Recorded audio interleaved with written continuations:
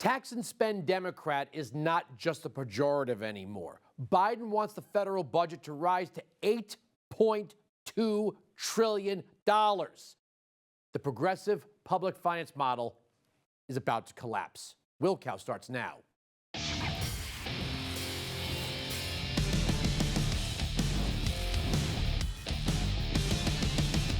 Welcome to the program. I'm Andrew Wilkow. The big government Democrat model for public financing is failing. Bold statement, I know. Here's another one. If the Democrats get their way over the next 2 years, there may be no going back. Oh, come on. You conservative TV and radio guys are always trying to scare us that the boogeyman, boogie gender neutral leftists, there we go, are going to crash the economy. Okay. I'm going to prove to you that we are rapidly approaching a mile marker on the road to doom. They just passed another $3.5 trillion in spending on top of all the COVID relief and infrastructure spending. Listen to Chuck Schumer. The Democratic budget resolution is transformational. It's probably the most significant single piece of legislation that we have seen, certainly in decades, and Bernie Sanders thinks since Roosevelt. And he's pushing for big change. It'll cut taxes, lower costs for the American people, create good-paying jobs, invest in our future, while tackling the climate change crisis. By now, almost all of you know what the Laffer Curve is.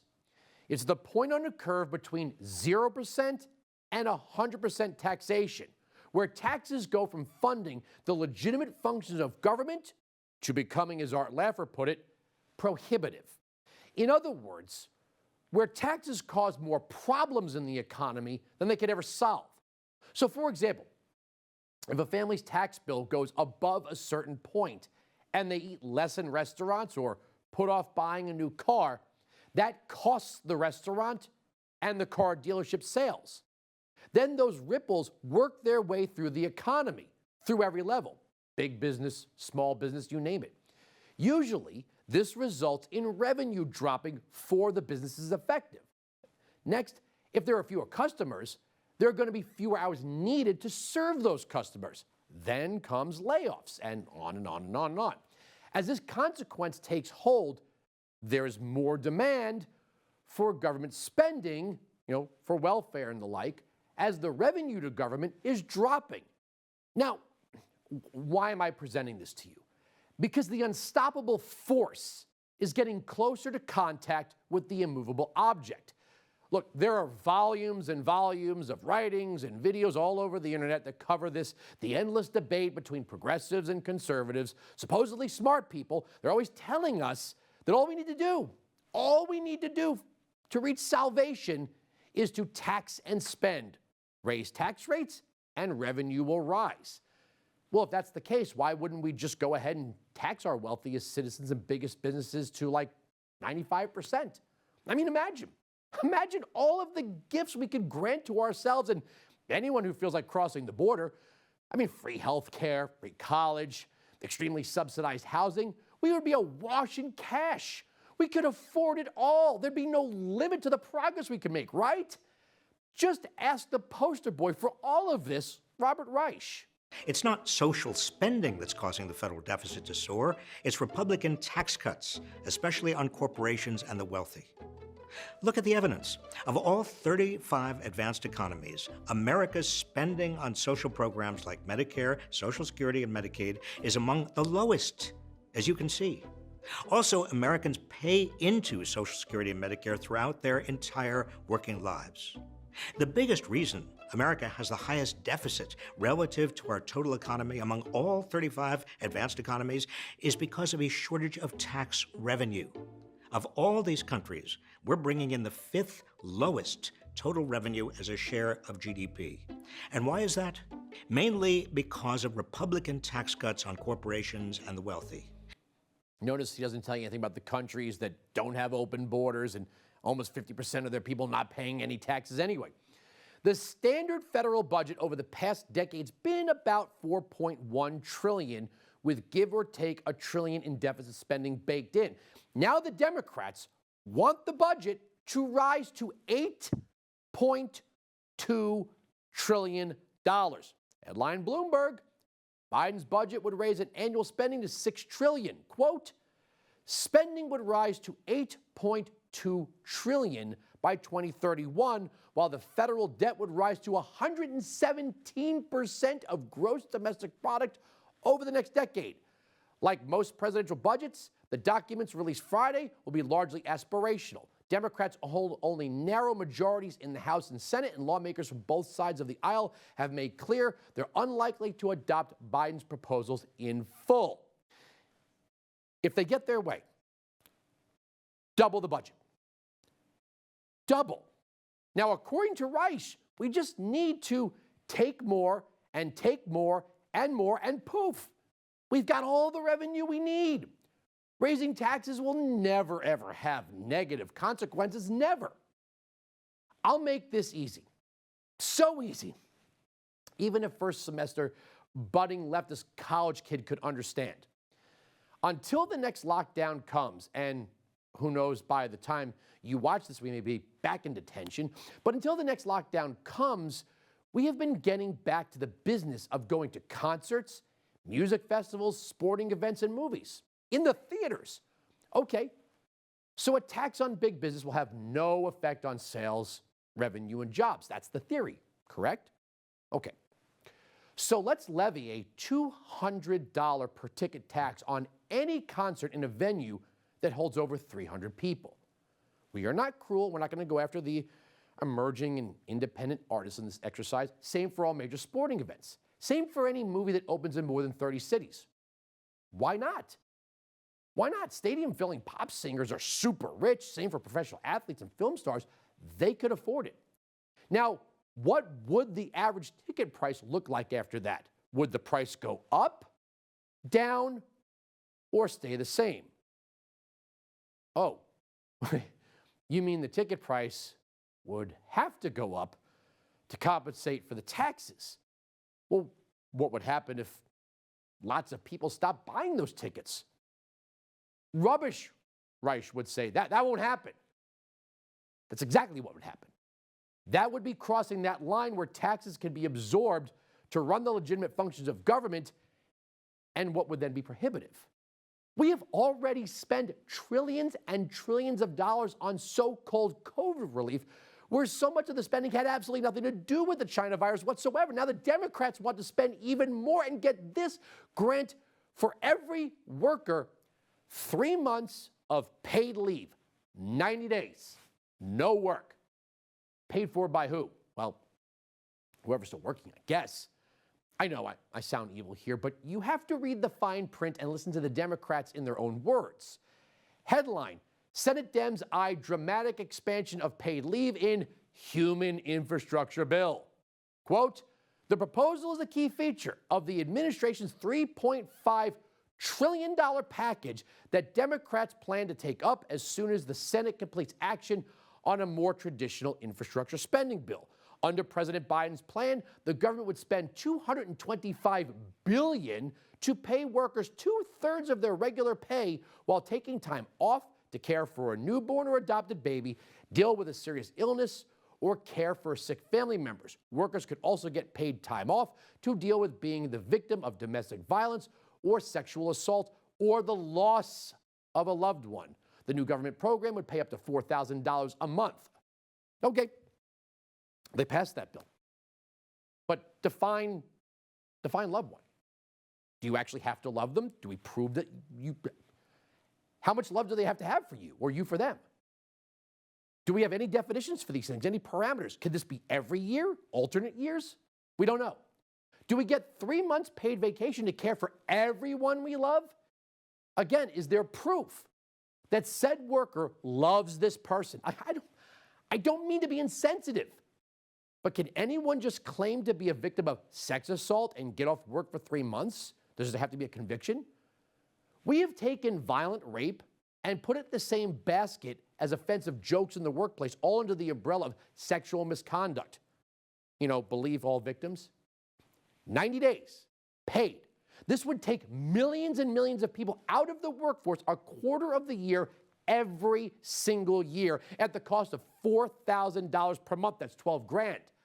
Add in the so-called child care tax credit of $3,600 a year per child on top of all this human infrastructure. There is not one line of text in the Constitution that empowers the keyword federal government here. The states should make these plans, if they are to be made. Did you know the Democrats actually held a rally to promote this? All the big names were there, Pelosi, Schumer, but the star of the show was Senator Patty Murray. So it is long past time this country establish a national paid family and medical leave program. And this policy isn't just good for working families. This is good for our economy. Our lack of care policies, including paid leave, is costing our economy billions each year because women are forced out of the workforce. And paid leave wouldn't just help employers retain their employees and boost productivity. It's going to help small businesses compete on a level playing field with larger corporations who offer paid leave. Paid leave is going to keep our communities healthier. We know when workers with serious illnesses have paid medical leave, they are better able to manage ongoing treatments, and paid family leave helps parents and kids stay healthy. And by the way, paid leave will help us counter the systemic racial and gender inequities in our workforce. Oh, it's going to fix racism. Okay, we're going to skip past Schumer and Pelosi and go right to former presidential candidate, Senator Kirsten Gillibrand. The fact that we have the House and the Senate and the presidency is why we will get national paid leave done. It is why we will be able to create economic recovery for everyone. Now, I know we've had a big debate about what is infrastructure in America, but let's define infrastructure. Is that what is required to get the economy moving again? Well, I can promise you that definitely includes roads and bridges and sewers and high-speed rail and rural broadband and new IT. But I promise you also, it also includes having a national paid and family leave program. It also includes universal pre-K and affordable daycare. It includes equal pay. These are the fundamental things that allow people to get back to work, to let the economy recover. And you cannot recover without both sides, both the hard traditional infrastructure and the soft human infrastructure, the care economy that we are talking about today. And we are now on the precipice of passing this essential legislation. Okay. We've been told that somehow a democracy can function when the government only taxes the so-called rich or increases taxes on corporations, as if we, the consumer, do not pay those taxes in the end. We've been told that the government could create programs and offer services to almost everyone at the expense of a few. When that happens, the many will always vote only for the candidates that promise more and more. Just because people vote for something doesn't mean it's going to function. There is no such thing as receiving $1 of government services for $1 of taxation. Some are paying, many are not. If that's what the left calls democracy, then democracy is overrated. Actually, at that point, it's suicidal. Maybe we should stop thinking of a curve and start thinking about a cliff. Maybe we should call it the Wilkow cliff. Just thinking out loud here. Moving along. We cannot forget the open border. Tens of millions of people already live in the country illegally. Every month, we have new record-breaking numbers of people crossing the border illegally and making their way into the interior. If the Democrats get their way, human infrastructure is also going to mean amnesty. The Heritage Foundation ran a study of the infrastructure proposal. Quote, the $1.2 trillion bipartisan infrastructure deal merely paves the road for Democrats to pass the largest amnesty for illegal aliens in American history. Even absent in this planned societal transformation, the bill is bad policy as it is not focused on actual hard infrastructure. Congress should pump the brakes on this wasteful infrastructure package that will ensure amnesty for up to 22 million illegal aliens and put an end to the historic Biden border crisis. According to Democrats, all of these people immediately qualify for the $3,600 per child tax credit. If they can't work, then what? If they do find work, they immediately get to take 3 months off in federal paid leave to care for a loved one. Once we hand out the citizenship papers, family sponsorship is going to rocket. There'll be millions more loved ones to care for. K through 12 for each kid, K through 14 in free schooling, and then 12 grand on top of that for each kid, right? This tax model is being brought from the macro level down to the micro level. Cloward Piven, open borders, affirmatively furthering fair housing, coercion in government-run transport, net worth taxes. This is all happening at once and very, very fast. The suburbs will not be able to sustain the mass influx of people who will constitute the densifying of the suburbs. The local tax increases to support the increased demand for local services combined with federal tax increases will crush the average homeowner. Meanwhile, leftists like Representative Ilhan Omar are out there introducing a bill to cancel rent and mortgages. If you can explain what you have introduced, the Rent and Mortgage Cancellation Act. I mean, the fact is that even if there's a moratorium, isn't it true that afterwards people who can't afford to pay their monthly rent will have to pay it all back? Well, the problem right now that we are seeing is that, we allocated billions of dollars to these municipalities and to states, and that money is taking so long to get out the door. With my legislation, we would have automatically canceled rent, and landlords would have had the ability to get those resources themselves, and it would have reduced the amount of money that is being utilized for administrative cost.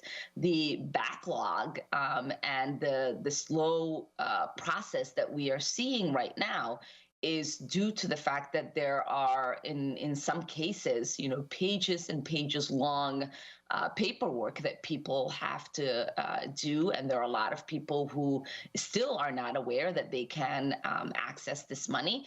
And I thought, oftentimes we create policy that creates more problems than addressing the actual issue. And Like that part about the paperwork, like the federal government's going to come up with less paperwork. Well, those contracts just don't disappear. Those bills must be paid. Mom and pop landlords will become a thing of the past. That's going to push tax rates even higher. The Republican establishment, let's be honest, is not at all prepared to deal with this. They are too busy trying to delete Donald Trump, while left-wing nuts are all over CNN screaming about how fragile our democracy is. But the problem is, it's very hard to convince citizens who are not engaged in this life how serious this is. What I mean by that is people, and especially people who might not have a lot of background or pay much attention to this, grow up in grade school and middle school and high school looking at monuments of America and being told about democracy, and they think it's rock solid. It's there. It's out there. It'll take care of itself. And one of the hardest things I have with my columns is trying to reach people and say how dangerous this moment is in American history. It's not just in our lifetimes. It's in history. Democracy is totally at stake, and the value here, the importance here, is that Donald Trump is not going away probably in 2022 or 2024 especially. We have to know what he did. No, you fool. Democracy is not at stake here. The republic is. We're a republic, and you people are going to collapse it. So here's the argument. The left-wing model for public financing is going to fail. It's failing now. They can call it democracy all they want. But there's a point where seeking to collect one more dollar in taxes will begin to cost more than said dollar as the consequences begin, like cost increases or job loss. That's reality. We don't have a revenue problem. We have a tax burden problem. Taxes are not a moral question, and proposing confiscatory tax rates does not make one a saint. Walk this backward. Why wouldn't 100% taxation work? For the same reason 0% taxation wouldn't work.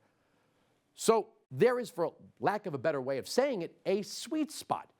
The Democrats cannot increase the number of people who will expect to receive while continually decreasing the number of people who pay the taxes. The Laffer Curve is not some silly construct. We will cross a point where the demand for federal spending and local spending will exponentially outpace tax collection, and it will overlap year after year after year. Once the electoral threshold of 50% plus one is crossed of people who are not contributing but voting to receive ever more, tax rates will eventually become so prohibitive that the economy will not function. Amnesty may eventually push that big red button. The Democrats cannot expect to run the economy by shrinking the number of people who contribute and expanding the number of people who receive, then promising to raise revenue. By bringing iron-fisted collection tax models down to the street level, it will destroy the American dream. The American dream is not to be equally miserable. Now, while the Republicans think they got this in 2022, the Democrats are blowing up a big balloon and holding the pin. And right now, it feels like all we could do is put our fingers in our ears. Okay, joining me back on the program, my friend, President and CEO of FreedomWorks, Adam Brandon. How you doing? Oh, I'm doing fine. Just another day here in Washington, a few $1 trillion more on the deficit. What's the money between friends? Yeah, right. You know, I was thinking about this, I was watching an old clip. You have been coming on this program in one form or another for like a decade, right? I think I said that last time you were on. Like, this is kind of a regular thing between me and you, TV and radio. And you're always good on this stuff. So I want to throw this at you before we talk more about your book. We've got $3.5 trillion in new spending, on top of $1.5 trillion in infrastructure, with $550 billion in new spending, on top of COVID spending. The president wants to push the federal budget to $8.2 trillion. Now, we've got new entitlements like this $360 a month per kid child tax credit, which has nothing to do with tax credits. They're giving it to people who make upwards of $150,000. And Patty Murray's new little giveaway, she wants 90 days of paid vacation at $4,000 a month for people who are caring for a loved one. Now, I have not seen any definition of loved one. I mean, does it literally mean someone in your family? Or anybody you just say, look, I love this person, I'm taking off for 90 days, I'm not gonna be paying taxes and being productive, I'm just gonna take 90 days off a year. They haven't said if it's once or once every other year. It seems like now this offer to millions of people is to take 90 days a year at taxpayer expense. The monologue I just did basically says the progressive left-wing model for public financing is about to collapse. Well, it's stunning when you start to think about this. There's so many ways I want to react, but one of the first things to point out is today of all days is the anniversary from Reagan's tax cuts. And you think about, if you went back in time, the amount of prosperity that he launched, and then you fast forward to where we are today with the problems with inflation, and we haven't even gotten into all of this money that's about to be spent. And what's really concerning to me about America is what happens when, and I look at all these programs, and I don't mean to mix words here, but all of a sudden we're putting the middle class and the upper middle class on welfare. And when that starts to happen, we start looking at our treasury as a piggy bank for everyone. And eventually, Margaret Thatcher said that's the problem with socialism. Sooner or later, you're going to run out of other people's money. And right now, other people's money is going to be, they're going to try and tax it. That's not going to cover it. So then we're going to have to print it. And then that's going to be a hidden tax on all of us. Yes, wages went up this year, but it's all been eaten up. All of it's been eaten up through inflation. So it reminds me of that old Soviet joke, we pretend to work and they pretend to pay us. Your book is A Republic, Not a Democracy. You know, we could sit here and jump up and down about a republic versus a democracy, but if the Democrats get away with this spending and they're saying to, what would be normally reasonable people, well, here's free money. Now they're buying votes, right? So even if we say republic, constitutional republic, the Democrats can't do this, well, they are doing it. And once they start doling out this money now to people who are not impoverished, this is not about getting, homeless people off the streets. This is people with, like you said, middle to upper middle class incomes Well, they know how they're going to vote. Once people start to get this, they're going to feel like suckers giving it up. And what are Republicans going to do? Say, now we got to take it away from you? That's the conundrum that you start getting into. Once you start giving stuff away like this and benefits away, people they don't want to give them back. Once you start giving the entitlement, it's very difficult to ever dish back. The problem though is once you start giving away free college, what starts to happen is the quality of college goes down. And if you're not paying for it, sure, and I'll take it. Same thing with healthcare. Yes, you start getting free health care, but what happens to innovation? What happens to, all the things that the people love about our healthcare system, that you can solve things that you couldn't solve 5-10 years ago? Where's the incentive to solve the next generation of problems? And so the payoff for the politician is immediate. Here's all your free stuff. But the cost to society goes on for a generation. And as I like to point out to people, Argentina used to be rich. It has plenty of resources. It had great demographics. And they should be a top 5, top 10 world power. But their political system, which started getting into this whole, I'm going to give stuff away for votes, this was the Perón movement, they managed to take themselves from a rich country to put themselves down in the middle of the pack. And the United States, our prosperity is not guaranteed. It is not guaranteed. If we change our system too much and we start doing all the free giveaways, hey, you know what? It's almost like the Reagan era never even happened, and we go pick up back in the 1970s and decline. Once you start to expand the number of people who are getting something from a shrinking number of people, they're always going to vote for more. In a republic, there are things the government can't do. In a democracy, they could do whatever 50 plus 1% will let them do, right? And as soon as they find that nice little line of people who say, well, now I'm on the 50 plus 1 side, I can have whatever I want, their model literally does lead to collapse. Our system is stable because we believed in this republic. It got us through Civil War, it got us through Great Depressions, it got us through World Wars, it's gotten us through so much because of the stability of the system. You mess around and turn this republic with our checks and balances into this direct democracy, all bets are off. And maybe things don't go bad overnight, but you almost guarantee at some point, some dictator, it could be on the right, could be on the left, but you create the system that sometime in the future, something bad is going to happen.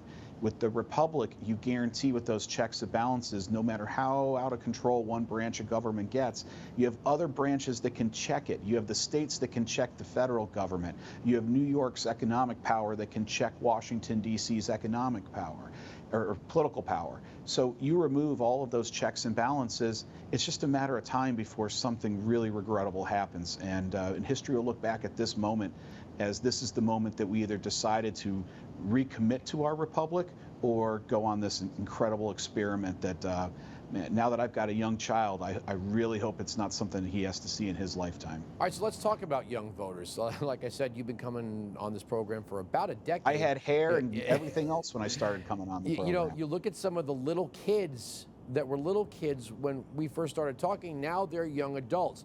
And people are pushing back adulting as long as they can. Look, it's one thing for an 18-year-old college freshman to be a little bit woke, but usually we grow out of that by the time we're in our late 20s and we start paying taxes. It seems like the time it takes young people to realize these things is getting longer and longer and longer, and they're voting Democrat longer and longer and longer. Why do they want democracy so bad? And I don't mean the democratic process where you choose your leaders. I mean democracy. Well, I think there's been this, and you could just look at any school board meeting across the country today. There's this revolution where we realized for so long we've been complaining about how liberal college campuses are. In the last couple of years, we've realized, oh no, it's actually started back in kindergarten. This stuff, they're getting indoctrinated not when they're 15 years old or 18 years old. They're getting indoctrinated when they're 5 and 7 years old.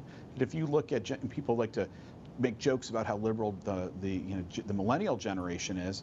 I mean, that generation you still have a fighting chance with. You look at Generation Z, the folks who are just coming online, coming into college right now, they've been indoctrinated for almost all of their life. So I think there's a certain amount of awakening that, hey, we need to take a deeper look at our education system. I saw in Oregon, they're kind of doing away with math and reading standards for graduation. I mean, you can't make this stuff up. What would you need that stuff for? right? Yeah, so to push up the graduation rates, they're going to change their standards, and in the meantime, a lot of their standards are just going away. I mean, eventually this catches up to you, and this catches up to the society. And what my hope is that as time goes on, there's younger folks who come in. I mean, I look at this huge shift in Hispanics who are now starting to support more conservative causes and all. That's where I get my sense of optimism that in parts of our demographics, there's a certain amount of connection where people realize, well, what is the system I'm actually trying to protect here? Hey, this meritocracy that we have as Americans is a good thing, and if we replace it with quota systems and engineering out of Washington, this may not turn out all right. But we do have our hands full when it comes to future generations, but I just think they haven't gotten an opportunity to hear from us yet, and so I'm actually optimistic with time we'll be able to pull them over. It used to be Democrats said, hey, don't call me socialist. Now they're like, you can call us socialist now. I mean, what's wrong with socialism, right? We're helping the poor, we're helping the elderly, we're going to start sending kids to school. I mean, after a while, we are going to be the United Socialist States of America, and we're going to be looking a lot more like Venezuela than the United States. And we're going to be a democracy, not a republic. I do have to leave it there. I want to encourage everyone to go out and read A Republic, Not a Democracy. If you think a democracy is so great, you're wrong. But then again, this is BlazeTV. They don't think it's so great. Adam Brandon, President and CEO of FreedomWorks, thanks for joining us again. All right, we talked about doing this for 10 years. Let's do it for another decade, Andrew, all right? You're on. On a side note, take a look at this picture of Hunter Biden. Yep, there he is doing drugs with a hooker in a hotel room. The Daily Mail released a story with video where he's telling the hooker that Russian drug dealers stole another laptop. Note to the mainstream media, how many times do we have to do stories about Hunter Biden doing drugs in a hotel room with a hooker and a missing laptop before you guys pick up on this stuff? All right, since I'm back in Texas, I thought I'd run down the hall and grab Sarah Gonzalez and drag her in here for another episode. Thanks for joining us. I know you got a busy schedule with the news and why it matters. Thanks for coming in. Yeah, thanks for having me. And just to set the record straight, you did not have to drag me. I willingly came. I enjoy being on your program. Well, I would never do anything that would be Time's Up, Me Too-ish. And that's why I wanted to bring you in here. So Andrew Cuomo is gone. Chris Cuomo's been on a hiatus, but you tweeted out literally the funniest video of Chris Cuomo on his vacation. Let's take a look at that. 3, 2, 1. That's if you're from Texas. See, yeah, no. See, it's I grew up on Long Island. You probably are familiar with the Jersey Shore. I watched it. That's okay. That's every guy in the club. I see that now. Every guy in the club, but we've got a better version of the video that Sarah provided. Play that version.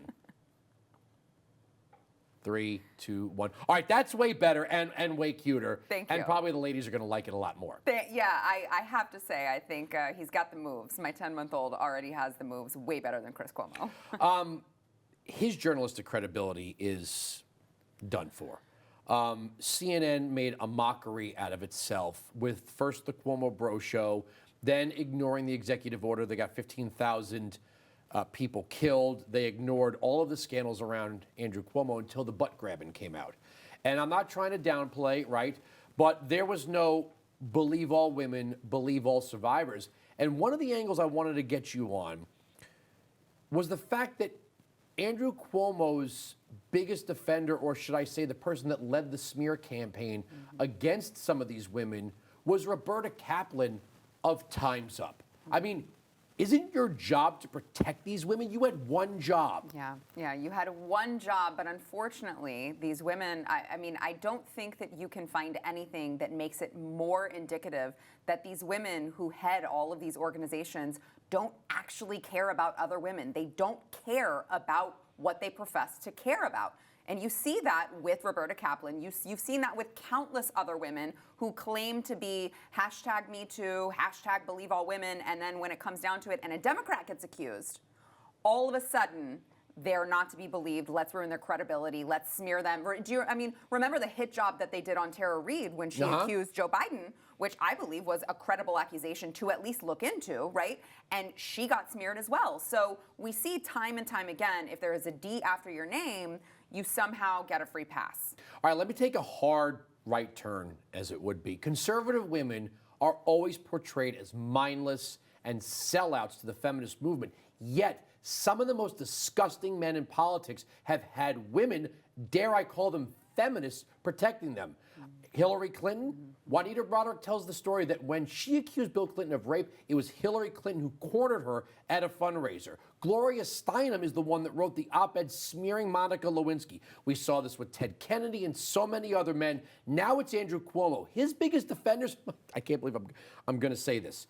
Roberta Kaplan, who headed up the group Time's Up, a feminist left-wing gay lawyer from Harvard, is the one that ran the campaign against Lindsey Boylan. Then we had Rita Glavin, who went and picked apart the testimony of Brittany Camiso. Now, Andrew Cuomo is entitled to due process and counsel, but whatever happened to believe all women and believe all survivors? Well, I think that it turned into the ends justifies the means, and that's what you're seeing with these Democrat women who block and cover for these Democrat men time and time again in a really big way. As you mentioned, Juanita Broaddrick, the story that she tells about Hillary Clinton is just downright awful. And she told it to me on radio. She was tearing up when she was telling it. Oh, and I, again, believe all survivors, I don't know, but I do believe Juanita Broaddrick. I think that she's very credible when she tells it. I think that you can tell, again, as you point out, by the way that she speaks, it really sounds like these things happened to her. By the way, she's not the only woman with the story on Hillary Clinton. So you have these Democrat women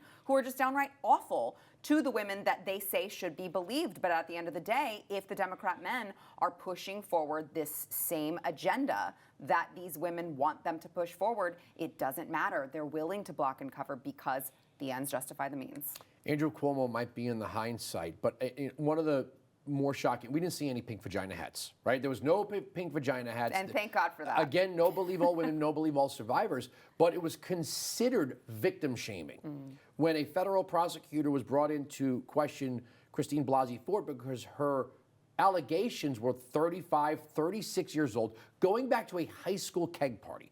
Now, if Brett Kavanaugh, 17-year-old, 16-year-old Brett Kavanaugh did those things, it's terrible, it's wrong. But he was a high school kid, not a man in power, not a president, not a governor. These were not people that worked for him, that he had authority over. And these allegations that were being made against Cuomo are being made, well, they're being made now. And then after January 6th, the Democrats all of a sudden fell in love with police officers again. A female state trooper was picked out of the crowd like he was a band handing out backstage passes and brought onto his detail. At the same time, he sent the boyfriend of his daughter, also a state trooper, up to the Canadian border. Now, I'm sure the Canadian border is pretty, but that's an enormous hypocrisy for Andrew Cuomo. Yeah, 100%. And I actually saw Alec Baldwin tweet out that it was a horrible day for New York, Andrew Cuomo resigning, and that he was basically a victim of cancel culture. And I do think it's very interesting that this is how the left perceives it, that a man who, as you pointed out, was actively governor when he is accused of doing all of these horrible things to women. We're not talking about a situation with Brett Kavanaugh or any of the other, Republicans in the past who have been accused of doing these things. It's like, yeah, the guy was 10 and he made a joke, right? I mean, you're not talking about that. You're talking about a man who was governor of New York at the time that he was being accused of all of these things, and they call it cancel culture. I mean, it's just absolutely ridiculous, but I don't think even New Yorkers, can really get on board with that one. But do you think it's also they created the monster and lost control of it? I mean, when Al Franken went down, they were like, oh, come on, hey. Yeah. We didn't create this. Right. Yes. We say things like due process. We say things like, you know what? Let's hear all women. Let's get some more before we believe. And I don't think that equates to victim shaming or downplaying. We know sexual harassment happens. But when you deal with something, and I've been saying this a lot on radio, that you have over here violent rape and over here inappropriate comments. And that gets put into one big basket called sexual misconduct. Right. Well, yeah, there is a huge difference between Al Franken thinking he's being funny and then cornering a woman in a dark parking garage, and the rest of that. But when you start to put those two together, You've made a monster, and now you lost control of it. And maybe you can answer this. Do you think some of these Democrat women know this is a one-way street? Like, what are the chances? What are the chances that a prominent female politician is going to go down for some of this stuff? Yeah, I don't think the Democrats realize much of anything. I'll say that. But I do think that they need to pick a standard and stick with it. And I think that that's what's been so frustrating, to be on the other side of things and say, hey, guys, you can't just ruin someone's life. You can't ruin a man's life over accusations that are completely unfounded, that haven't been investigated, that haven't been corroborated. And so I think that it's very frustrating to see that, because you also see them leading the mainstream media narrative. And so it becomes, you know, you get to a place, and this is where I'm at personally, you get to a place where you just say, you know what, if this is your standard, be prepared, because this will be the standard that I will hold you to until you decide otherwise. And I think that that's where we're at, honestly, because they don't show any sort of signs of changing their standard when it comes to Republicans. So it just becomes, it's like the devil on the shoulder and the angel on the shoulder. Do we say, hey, our standard is better, therefore we're going to give them grace every single time? Or do we say, you know what, they've held us to this standard for how many years now? I think it's time that they're held to their own standard. Last question, short answer. You think CNN keeps Chris Cuomo after all this? Yes, 100%. You do? They have no standards. Oh, Why do they change now? Wow. All right. Sarah Gonzalez, the news and why it matters. Thank you again. I didn't drag her in here, I swear. I asked nicely. It's true. Thank you for coming in studio again. Thank you. All right, here we go. Time now for parting shots. And today's parting shot is at Jen Psaki. Look at this headline from The Federalist. Jen Psaki says calling her nice is sexist and sounds like nails on a chalkboard. Well, how about I call her this? Something she's not. Fat. That's perfectly honest and truthful. We're right. They're wrong. That's the end of the story. The arguments on this television program cannot be broken. Make sure you catch me on SiriusXM Patriot Channel 125, noon to 3 East, 9 to noon West. From Dallas, Texas, I'm Andrew Wilkow. Thank you for watching Blaze TV.